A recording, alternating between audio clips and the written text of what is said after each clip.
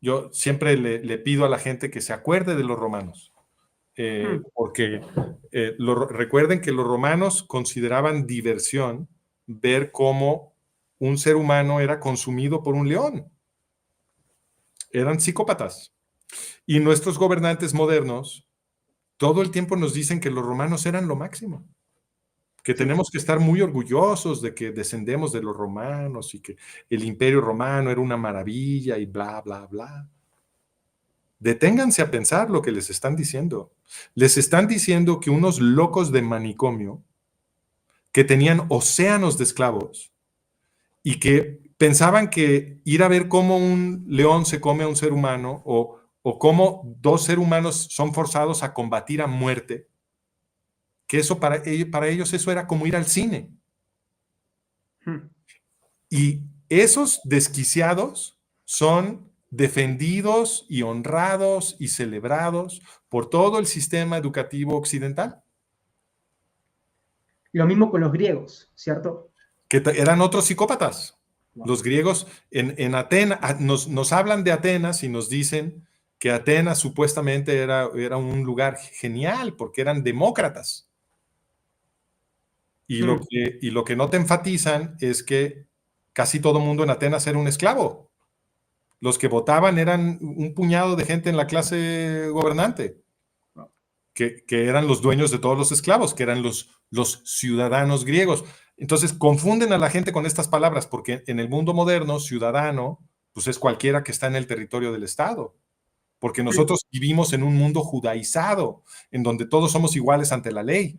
Entonces, todos los que viven en el territorio del Estado, en el occidente moderno, son ciudadanos, pero en Atenas casi nadie era ciudadano. Los ciudadanos eran la aristocracia gobernante y eran los dueños de todos los esclavos. En Atenas, según el censo de Demetrio de Falero, en el siglo IV antes de Jesús, había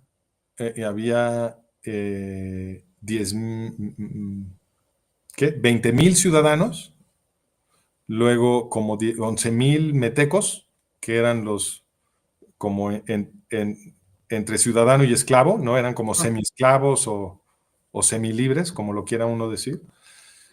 Y luego 400,000 esclavos. Wow. Estos eran psicópatas y a muchos de estos esclavos los torturaban a muerte porque los hacían trabajar en las minas de Labrio. En las minas de Labrio, al sur de Atenas, había decenas de miles de esclavos trabajando y los trabajaban hasta que caían muertos, los hacían entrar a la tierra una y otra vez a latigazos hasta que caían muertos. Eran campos de exterminio. Entonces, no, los griegos y los romanos eran perfectos psicópatas y esas son las culturas que los gobernantes de hoy nos enseñan a admirar como los supuestos progenitores de nuestro sistema de valores democrático. Nos están mintiendo.